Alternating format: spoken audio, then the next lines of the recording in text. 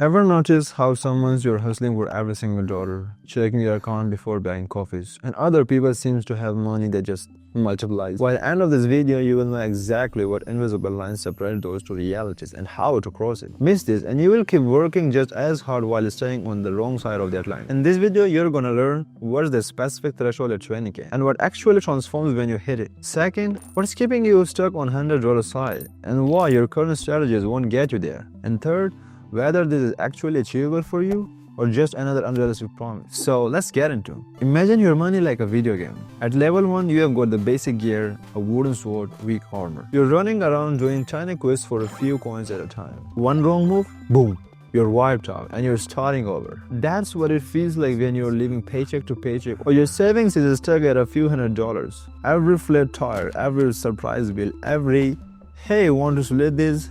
text hits like a boss battle you're not ready for. But in games, something wild happens when you level up. You hit, say, level 20, and suddenly the same enemy that used to destroy you, you barely notice them. You have unlocked better weapons, stronger armor, maybe even auto heal or some wild special ability that keeps you alive without your babysitting every move. Here's the thing, in money 20k is that level 20. It's point where your money starts feeling like this fragile little pile you're constantly defending, and it starts acting like a system that quickly protects you. Psychologically, you stop living in pure panic mode. Mathematically, tiny percentages suddenly turns into real dollars. The same effort now produces totally different results. Yeah, totally different results. So what makes this number so special, and why does money behave differently once you cross it? Okay, so now you know why 20k changes everything. But here's a problem most people run into. You ever feel like you're doing everything right, budgeting, cutting back, even tracking expenses, and yet your bank balance seems allergic to progress? You work hard, you try to save, and somehow that number just refuses to move. I get it, because this is the largest stage where most people get stuck, right on the $100 side of the line. And the truth is, it's not usually about effort, it's about architecture. The system you're using was built for survival, not growth. Let's break it down. Mindset traps first. When you're in scarcity mode, your whole brain is wired to protect, not to build. You think, if I can just make more, I will be fine. So you chase pay raises, side hustles over time. But growth does not come from more, it comes from keeping more. The all or nothing mindset, spend nothing, or might as well I already ruined my budget, keeps you spinning in circles. It's like trying to run a marathon by sprinting, resting, then sprinting again. You never build endurance. Then there is a strategy problem. Most people focus 99% of their energy on income and almost none on retention. It's not about how much you make, it's how much you keep. Without systems, money evaporates. You get paid, it sits there for 5 minutes and poof, it's gone. The fix, automation. Paying yourself first before the world gets its turn, because if you rely on willpower to move money to savings, guess what? Life always wins that battle. Now let's talk about spending leaks. You know those little transactions that seems harmless, the $12 subscription here, the I deserve this check out there. Each one looks small, but together they form a slow drip that empties your tank. It's not the one big purchase that hurts you, it's 20 invisible ones that quickly steal your progress. If your money were water, these leaks are the cracks in the bucket, and you can't feel what keeps leaking. Here's the part that stings. Willpower alone won't save you, because willpower burns out during chaos weeks, tight months, and emotional days. Eventually discipline fades and the old patterns take over. That's why system beats motivation every time. A real plan does not depend on how you feel that day. So if you have been stuck on the $100 side, it's not because you're lazy, bad with money, or just not a saver. It's because no one taught you how to build the kind of money system that keeps you from falling backward. And the moment you fix the leaks, shift your strategy, and start automating your wins, that's when the game really changes. So now that you know what's been holding you back, here's what most people don't realize. You ever wonder if you're actually making progress or just spinning in circles financially? Because sometimes saving feels like you're climbing a hill that resets every month. You move forward a little, then life throws you back down again. But here's the reality. There are levels in this game. Real trackable milestones that shift not just your balance, but how money behaves around you. Let's walk through them one by one. The panic buffer.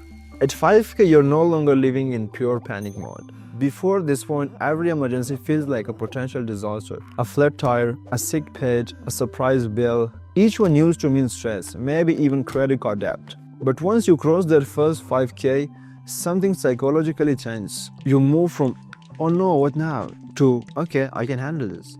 That's small but huge. It's not financial freedom, it's financial breathing. You're still fragile, but you're finally not drowning.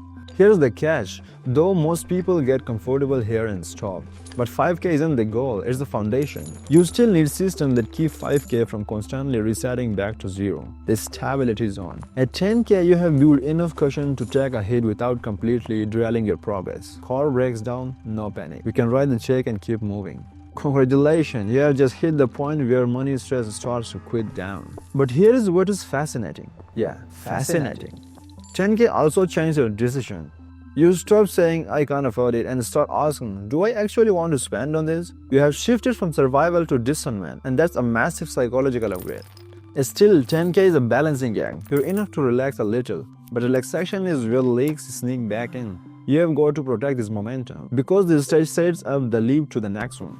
I call this the breathing room stage. This is where security starts to feel real for the first time. You have got layers now, an emergency fund, some debt reduction, maybe a little investing. You actually breathe when you check your accounts instead of bracing yourself. And something shifts. Your brain moves from defense to creativity. You stop thinking only about how to avoid losing money and starts imagining how to use money strategically. You might invest in a course, upgrade your tools, or fund something that speeds up your income growth. At this level, you start to think like a builder. Money becomes less about protection and more about potential. But remember, this is also where temptation grows. You feel rich compared to before, and that's when lifestyle creep loves to sneak in. So paying attention to retention, keeping what you have built, is what protects your progress. Finally, the level up moment. Yeah, level up moment.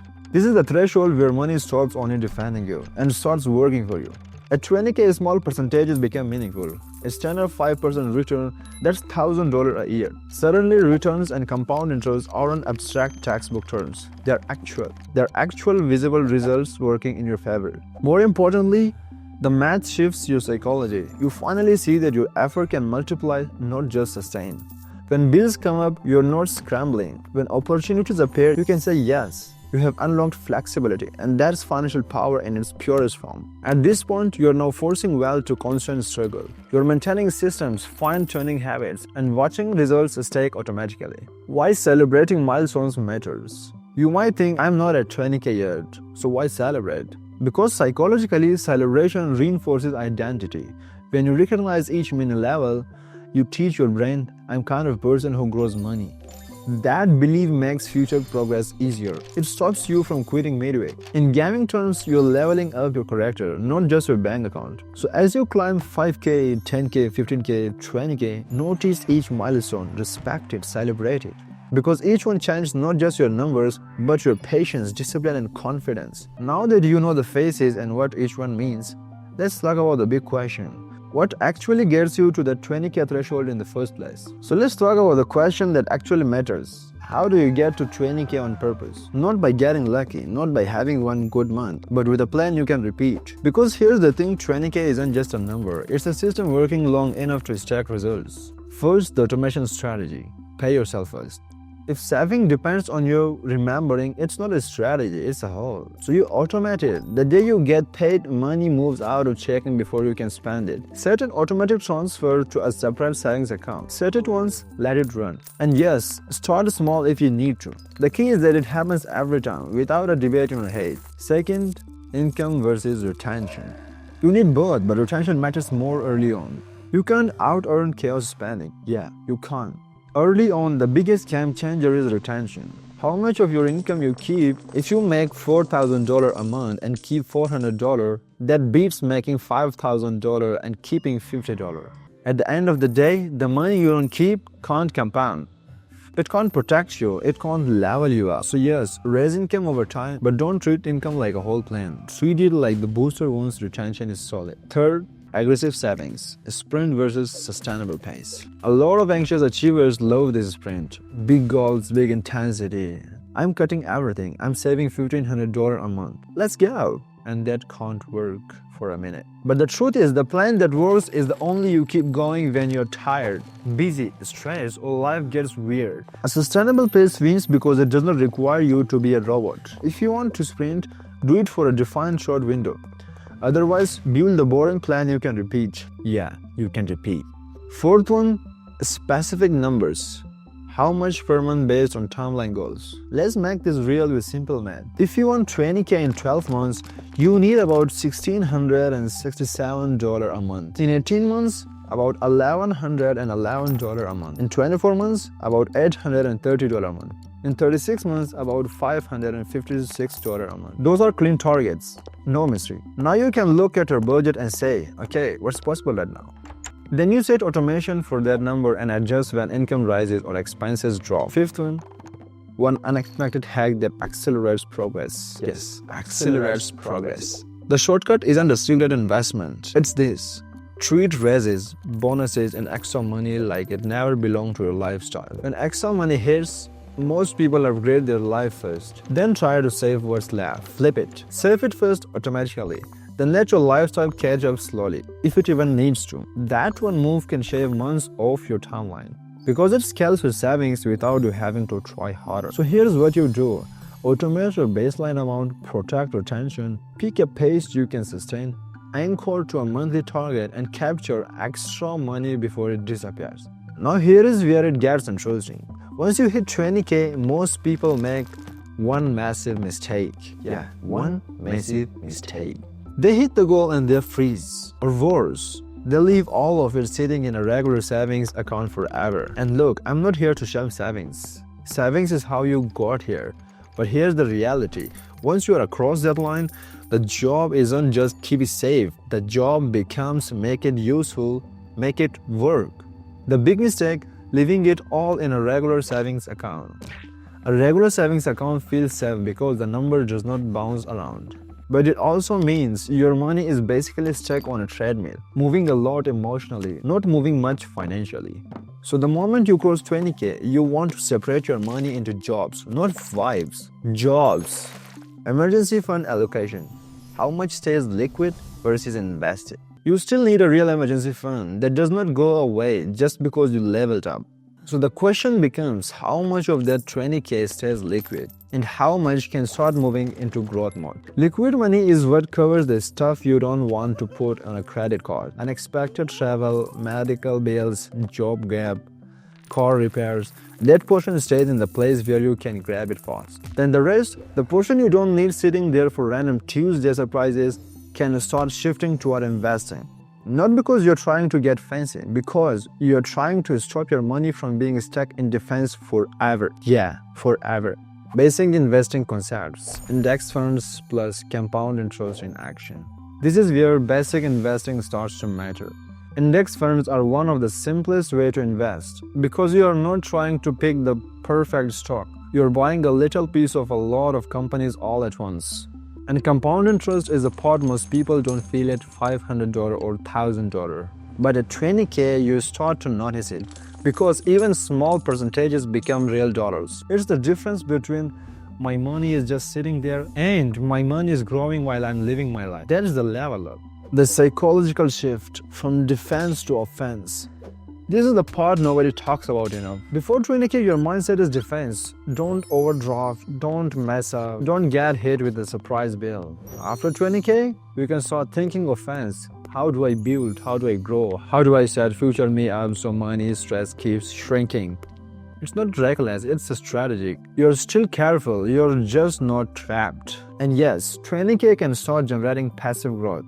Not quit your job money, not Lambas by Friday money, just real measurable progress. Even something like a 5% return is about $1,000 a year. That's not magic, that's math. There's your money doing some work, so you don't have to do all the work. And the beautiful part is once your money starts producing results, even modest ones, it reinforces the whole cycle. You're not just saving, you're building. But I know what you're thinking right now. Okay, sounds nice.